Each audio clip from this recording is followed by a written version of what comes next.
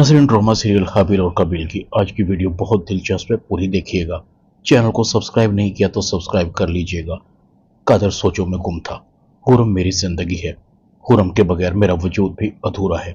वो मुझे इग्नोर कर सकती है, मैं उसे इग्नोर नहीं कर सकता। मुझे हुरम और अपनी फैमिली में से किसी एक को चुनना है। ये कैसा इम्तिहान है। एक तरफ मेरे माँ बाप, दूसरी तरफ मेरी मोहब्बत है। हुरम को ये बात क्यों समझ नहीं आ रही कि मैं उसके बगैर सांस लेने का सोच भी नहीं सकता। सब हारिस भाई का किया धरा है। कादर घर से निकलने लगता है। हारिस कहता है, क्या हुआ, उदास हो? देखो, आखिरकार हुरम ने तुम्हें छोड़ ही दिया। कहाँ गई तुम्हारी चाहत, तुम्हारा प्यार? जरा भी उसने तुम्हारा मान नहीं रखा। हमारी बहन की जिंदगी भी बर्बाद हो गई, मगर उसे अपने माँ बाप की इज्जत की पड़ी है।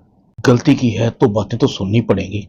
कादर कहता है, तुम तो खुश हो रहे होगे, हुरम इस घर से चली गई है, तुम दोनों मियाँ बीवी का प्लान कामयाब हो गया। हारिस कहता है, तुम जो समझते हो समझते रहो, अगर ऐसा है तो फिर ऐसा ही सही। वैसे भी इब्तदा इश्क है, आगे आगे देखो होता क्या है। कादर कहता है, तुम कुछ नहीं करोगे, तुम मेरी और हुरम की जिंदगी में दखल अंदाजी बंद कर दो, तुम्हारे लिए भी बेहतर है और मेरे लिए भी। हारिस कहता है, वाह क्या बात है, आशिक का इश्क सर चढ़कर बोल रहा है और माशूक है कि उसे आशिक की कोई फिक्र ही नहीं। ये कैसी मोहब्बत है। मुझे लगता है कि सब यकतरफा है। दरअसल हुरम तुमसे मोहब्बत करती ही नहीं, तुमसे शादी तो उसने सिर्फ मेरे सामने रहने के लिए की है। उसकी पहली मोहब्बत मैं हूं। उसने शादी तुमसे जरूर की है, मगर आज भी मैं उसके दिल में हूं। कादर कहता है, तुम हद से बढ़ रहे हो। हर्ष कहता है, हद से नहीं बढ़ रहा, तुम्हें आईना दिखा रहा हूं। हुरम का कैरेक्टर अच्छा नहीं। ये ऑफिस में काम करने वाली लड़कियां, इनका कुछ अता पता नहीं होता। कादर कहता है, खामोश हो जाओ, तुम मेरी गैरत को ललकार रहे हो। हारिस कहता है, अच्छा, आशिक की भी गैरत होती है, ये तो मुझे आज पता लगा। कादर हारिस का गरेबान पकड़ लेता है। मैं तुम्हारी जान ले लूंगा। हारिस कहता है, पहले मेरा गरेबान छोड़ो, तुम्हें शर्म तो बिल्कुल भी नहीं आती। बड़े भाई का गरेबान पकड़ते हुए दूसरी तरफ से कासिम की आवाज आती है, ये क्या हो रहा है तुम दोनों के दरमियान में? हारिस कहता है, देखें बाबा, कादर ने मेरा गिरेबान पकड़ा हुआ है। आज तो आपने अपनी आंखों से देख लिया ना, आप हमेशा मुझे ही गलत समझते हैं। ये इज्जत है इसके दिल में बड़े भाई की। कैक्शन कहती है, कादर तुम्हें शर्म आनी चाहिए, तुम एक मामूली सी लड़की के लिए अपने भाई से दस्तों गरेबान हो रहे हो।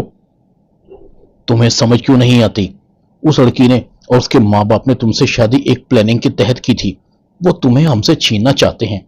अगर तुम दोनों में किसी एक को कुछ हो गया तो हम जिंदा नहीं रहेंगे।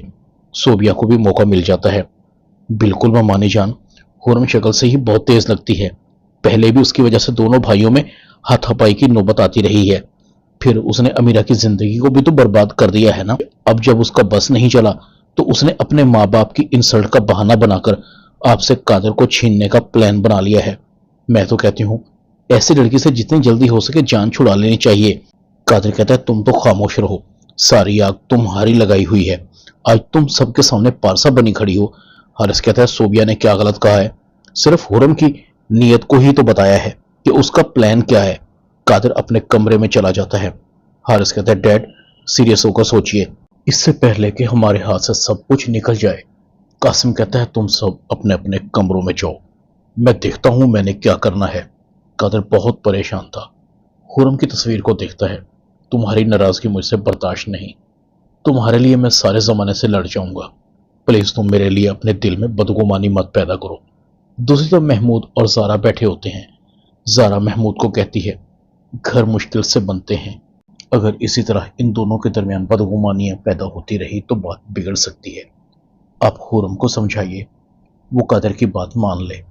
गलती तो हमसे भी हुई थी, हम बेटी वाले हैं, माँ बाप को बेटियों के घर बसाने के लिए कॉम्प्रोमाइज करने पड़ते हैं। जो होना था हो गया। महमूद कहता है, मैंने हुरम को फ्री हैंड दे दिया है, वो जो फैसला करेगी मुझे कबूल होगा। मैंने कभी अपनी बेटी की सोच पर कदगन नहीं लगाई, मुझे अपनी और तुम्हारी परवरिश पर फख्र है।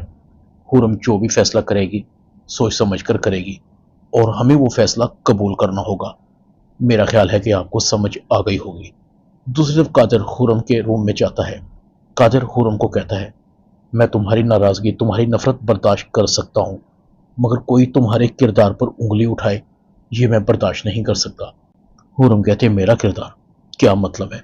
कादर कहता है, यही कि तुमने मुझसे शादी सिर्फ हमारे घर में आने और हारिस के सामने रहने के लिए की थी, या शायद हारिस को जलाने के लिए। تمہیں مجھ میں کوئی دلچسپی نہیں تھی۔ خرم کہتی ہے یہ غلط ہے، ہم بہت اچھے دوست تھے، میرے پاس دو ہی راستے تھے، یا تو میں انس کے لیے ہاں کر دیتی یا پھر تمہارے لیے، اور میرے دل میں تم جگہ بنا چکے تھے۔ حارث تو میرے دل سے پہلے ہی اتر گیا تھا۔ قادر کہتا ہے اگر ایسا ہے تو مجھے بتاؤ کہ میں لوگوں کی زبانوں کو کیسے بند کروں۔ میرا دماغ پھٹنے کو آ جاتا ہے۔ میں سب کچھ برداشت کر سکتا ہوں مگر کوئی تمہارے کردار پر انگلی اٹھائے یہ ہو نہیں سکتا۔ میں تمہیں مجبور نہیں کروں گا، تم کیا فیصلہ کرو گی مجھے نہیں پتا، مگر ایک بات بتا دوں، میری زندگی میں آنے والی تم پہلی اور آخری لڑکی ہو۔ قادر چلا جاتا ہے۔ خرم سر پکڑ کر بیٹھ جاتی ہے۔ قادر گھر جاتا ہے۔ حارث، کیکشا بیگم اور قاسم بیٹھے ہوتے ہیں۔ قادر سیدھا اپنے کمرے میں جاتا ہے۔